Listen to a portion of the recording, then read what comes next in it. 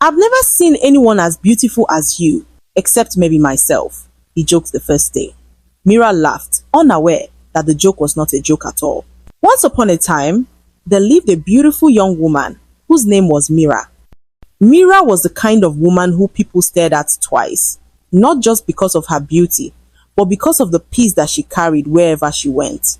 She was a young doctor who graduated as the best from medical school. Mira was extremely intelligent. She secured a job in one of the best hospitals in the country, which was far away from the city that she lived with her family. Although Mira dreaded the thought of leaving her friends and family behind, she knew that time had come for her to pursue her dreams. Life in the new city was different, loud, fast, but Mira adjusted with grace.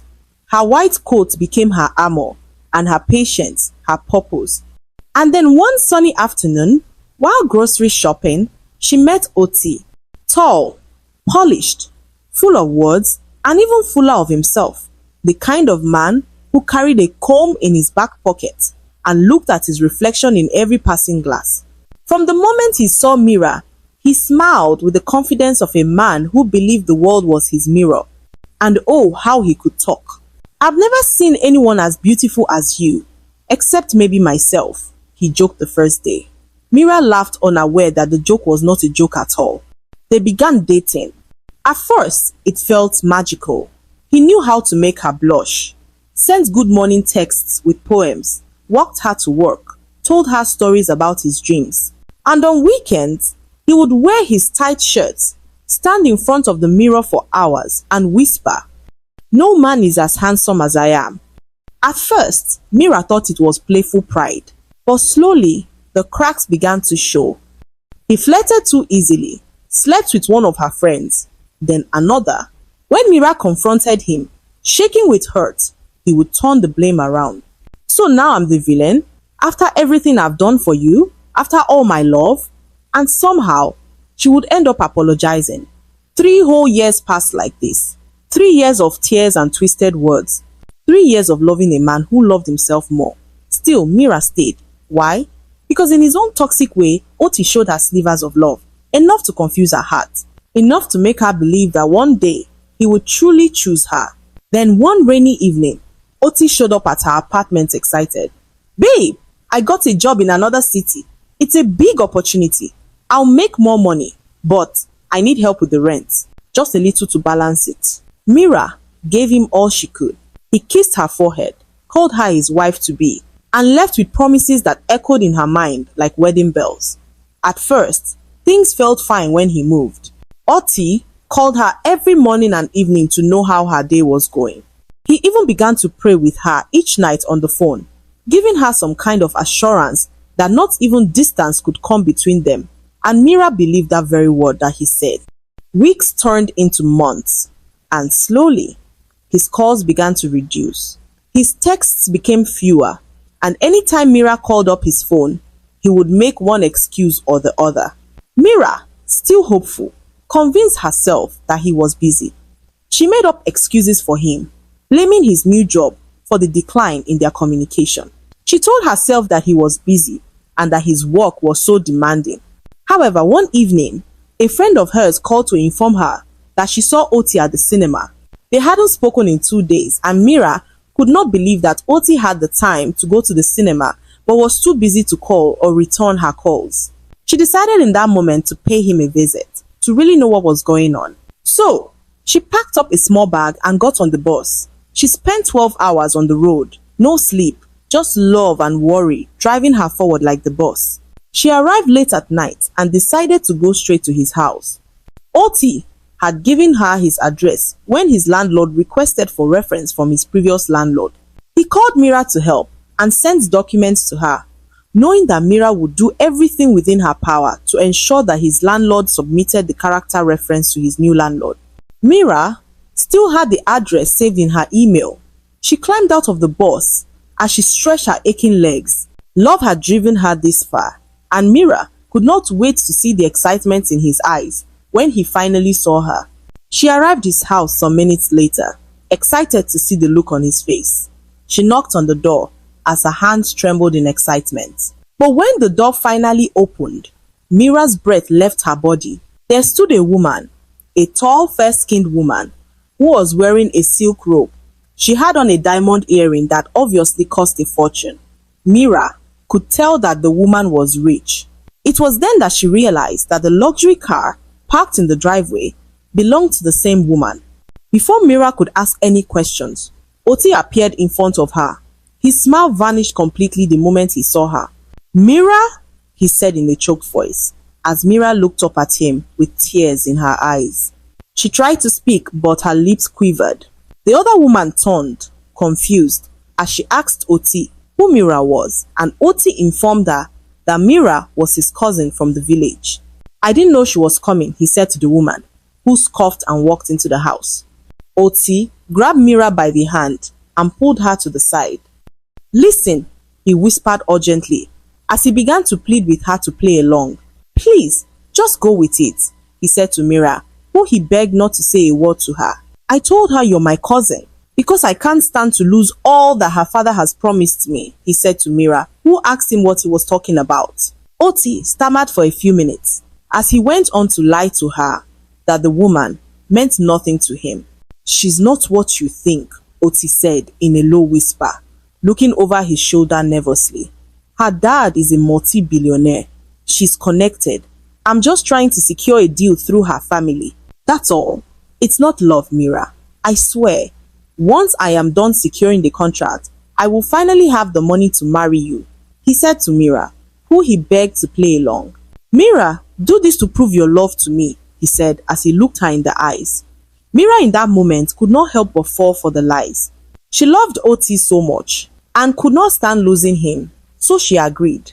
Yes, Mira, the same woman who had saved lives in emergency rooms, who once stood on podiums to collect academic awards, now stood in the shadows of a silk-robed stranger, reduced to a lie, all because of love. And that night, she stayed, not in his arms, not as his woman, but as his cousin from the village. She sat quietly at the dining table while Oti poured wine for the billionaire's daughter, laughing a little too loudly at her dry jokes. She nodded politely when asked if she'd ever been to the city before. She said no, and smiled through pain. She slept in the guest room cold, humiliated, and alone while another woman lay in the bed that had once held promises meant for her. And when sleep refused to come, she sat on the floor by the window, watching the moon hang above the strange city she had traveled 12 hours to reach. That night, Mira didn't cry. She simply listened to the sound of her own heart breaking. By morning, Oti came knocking on the guest room door. "Mira," he whispered, stepping inside as though he was the one who had been wronged. She turned to look at him. His eyes were red, but not from regret, from fear. Fear of being found out. Fear of losing his chance to climb a ladder he never built. "Please, just give me time," he said. "I'm doing this for us. You have to understand, this is business. You know I love you. Mira, once I secure this deal, I'll leave her. I'll come back for you. I promise," he said to Mira, who he convinced to leave, promising to come back for her once the deal pulls through. Mira looked at him, long and hard. And in that silence, she finally saw the truth, that Oti never planned on marrying her. He only saw her as a means to an end. In that moment, Mira did not utter a word. She picked up her bags and left his house as she tried to salvage the dignity that she had left. She returned to her city and buried herself in her work. Day and night, she tied her emotions into the sleeves of her white coat, saving lives like it was her only means of escape. Mira picked up extra shifts. She took back-to-back calls and even volunteered for surgeries that no one else wanted. Mira did everything possible to forget about Oti. Love to her at this point had become a ghost, and she was definitely done chasing it. But fate, as always, has a way of writing new stories when we least expect. It happened one hot afternoon. When the emergency room buzzed with tension, a man walked in tall, deeply handsome, with kind eyes and calm strength. He was holding the hand of a young woman who he said had been having seizures. She was his only sister, and Mira was the doctor on call when he arrived. That was how Mira met Chima. She was focused, professional, and distant, whilst he was warm, respectful, and drawn to her in a way that he too could not explain. After his sister was stabilized, he returned to thank her over and over again. But Mira had built a fortress around her heart. She had trusted once and it nearly destroyed her, so she avoided Chima like a plague. Until one fateful evening, when she sat alone in a roadside restaurant, he walked in and sat across from her. As Mira looked up, surprised by his honesty, and for the first time in months, she didn't run. They spent time discussing, and Mira realized how great of a person Chima was. Weeks turned into months, and slowly, her heart began to breathe again. Chima didn't just love her, he honored her. He flaunted her proudly on social media, took her out without shame, held her hand in public, told the world she was his queen. Unlike Oti, who hid her like a secret, Chima introduced her to his family. His mother hugged Mira like her own daughter. His sisters called her our wife. And Mira, for the very first time, began to understand what it felt like to be chosen. But just when she was learning to be happy again, the past came knocking. It was a night shift, and Mira was reviewing a patient's chart when she looked up and saw the last face she ever wanted to see, Oti, standing in the hallway as he stared right at her. "Mira," he said, his voice low and sure, "you're still mine. You have no business being with another man." Mira's heart skipped, not from love, but from disgust. "What are you doing here?" she asked. But before he could answer, he added, "You're dating Chima, my worst enemy. You think I'll let that happen?"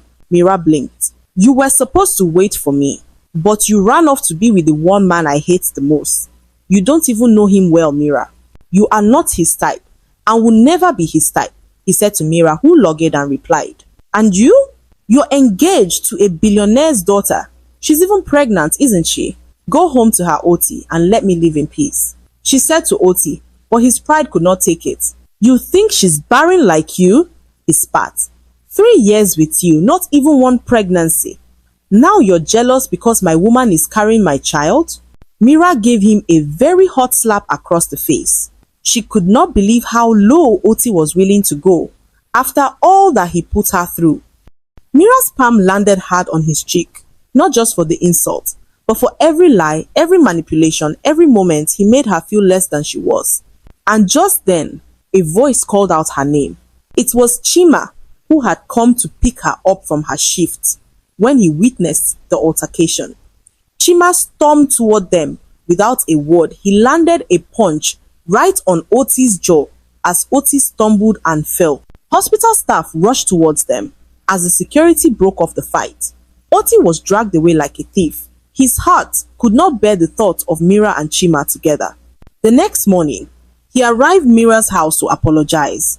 He asked Mira what Chima had that he didn't have, and Mira felt insulted by the question.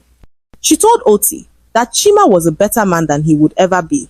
She warned him never to come to her house again as she shut the door in his face, but Oti was not willing to give up now. Days later, Mira realized that Oti had moved into the house across the street, and that was when the nightmare truly began. At first, it was subtle, just glances from across the road. Then it became stares. Then it became a haunting. Oti stood at his balcony every morning shirtless, comb in hand, watching Mira's every move like a hawk. He would time her departures, her returns, even the days Chima came to visit. His eyes followed her, like shadows that refused to rest. Mira tried to ignore it. She closed her blinds, changed her routes, even left for work earlier than usual. But nothing worked. Oti was always watching, always present, always too close. Then, it got worse. Late one evening, as Chima left Mira's house after a lovely dinner, he entered his car, waved goodbye, and drove off. 10 minutes later, her phone rang. Chima's been in an accident. She ran to the hospital where she worked, her heart thundering in her chest. Chima was in the trauma ward, bruised, bloody, but alive. He had barely survived, and the doctors revealed that the car's brakes had failed completely. The car had swerved off the road and hit a street pole. When Mira saw him, she broke down in tears. But in her heart, she knew something wasn't right. Chima had just serviced his car. He was meticulous about safety. This wasn't ordinary. The next day, the mechanic called. His voice was shaking. "Madam, I don't know how to say this, but someone tampered with your boyfriend's brakes. This was sabotage." That was when the fear began to crawl up Mira's spine. She remembered the way Oti stared at Chima during the fight.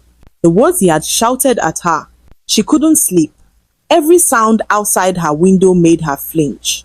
She began to double-check her doors, refuse food deliveries, glance over her shoulder at the hospital. Even her colleagues noticed. "Mira, are you okay?" they asked. "But how do you explain that your ex, the man you once loved, is now trying to destroy your life?" Oti's madness knew no limits. He followed Mira to work one day and stood outside the hospital with flowers and a loudspeaker, shouting that he still loved her. Another night, she caught him standing at her window at 2 a.m., just standing there, staring through the blinds. The fear in Mira's chest became a living thing. She reported him to the police, but the police only warned him to stay away. Days later, Mira began to urinate blood, and that was when the nightmare turned deadly. At first, she thought it was stress. After all, she hadn't slept properly in weeks. The shadows under her eyes were darker than night, and her hands shook constantly. She brushed off the sharp pains in her abdomen, convincing herself it was exhaustion or dehydration. But when Mira looked into the toilet bowl and saw blood swirling into the water, a cold chill spread from her spine to her fingertips. She went for tests immediately. Urine, blood work, full body scans. She was a doctor, after all. She knew the signs, but nothing could have prepared her for what the lab results said. Poison, low dose, continuous exposure.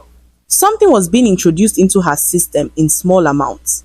Mira collapsed into her office chair, trembling. Someone was trying to kill her. And in her heart, she already knew who. She traced her memory. Every meal, every drink, every moment that felt strange. She hadn't accepted food deliveries. She hadn't eaten at restaurants recently. The only consistent thing in her life lately was her bottled water. The ones delivered every 2 days. The ones left at her doorstep before dawn. And just like that, it all clicked. Mira called her building security. She checked the camera footage, and there he was. Oti, at her doorstep, replacing the packs of water that were delivered to her doorstep a few days ago. She was on her way back from work when the delivery man dropped off the water at her doorstep. Mira did not think much of it. Now, seeing all that was happening to her, she understood where her problem was coming from. Mira immediately called Chima to tell him all that was happening, and Chima warned her not to go close to Oti. He promised to stop by after work, and Mira, who was off on that day, could not help but feel terrified. She sat in her house alone when she heard a knock on her door. It was Oti who pleaded to speak to her. Mira immediately called Chima, crying as she pleaded for him to come to hers. Chima got into his car and began to drive as fast as he could. Oti still stood there, pleading with her to listen to what he had to say, but Mira refused to open the door.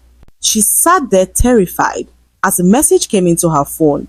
It was a video from Oti that shocked Mira to her marrow. Chima was gay, and Mira could not believe what she was seeing. She sat there stunned as Chima finally arrived her home, panicking as Mira showed him the video that Oti had sent. A video of Chima in a compromising position with another man. He stood there frozen as he looked Mira in the eyes, ready to tell her the truth for the very first time. Since all this began, Mira had always asked Chima what happened between Oti and himself, but Chima always brushed it off, saying that it was not that serious. But standing here now, Chima knew that he had to tell her the truth before it was too late. What had happened was that so many years ago, Oti and Chima were best of friends. However, something happened that put a wedge between them. Oti was actually the one who was gay. He tried forcing Chima to have something to do with him, but Chima refused. So, filled with rage, Oti doctored some images that portrayed Chima as gay. He sent it to Chima's girlfriend at the time, and this completely ruined Chima's relationship, his reputation, and nearly his career. That was the moment Chima cut ties with Oti forever. I never spoke about it again, Chima said, his voice low and wounded as he looked Mira in the eyes. Not because I was ashamed, but because it hurt. Oti was like a brother to me, and he betrayed me in a way that cut deeper than a knife. Mira stood there in silence, the video still on her phone, her heart pounding like war drums.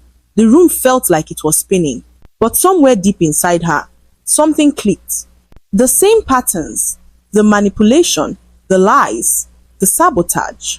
Oti hadn't changed. He had simply found a new target, a new life to ruin. Mira stepped back, tears glistening in her eyes, not from pain anymore, but from fury. Oti did this to you too, she whispered, just like he tried to do to me. Chima nodded slowly, and that was the moment Mira made a decision. She was done being a victim. She was done letting Oti play God over her life. The next morning, Mira walked into the police station, not as a frightened woman, but as a doctor armed with evidence. She submitted the test results, the poisoning report, the CCTV footage showing Oti at her doorstep, and even the video he had faked of Chima. She didn't whisper. She didn't tremble. She spoke with the voice of every woman who had ever been lied to, cheated on, gaslit, or threatened into silence. The police opened an official investigation, and by the end of that week, Oti was arrested, charged with attempted murder, digital harassment, defamation, and stalking. And when he stood in court stripped of his fake pride, without his comb or tight shorts, he finally looked like what he truly was, a coward. The judge denied him bail.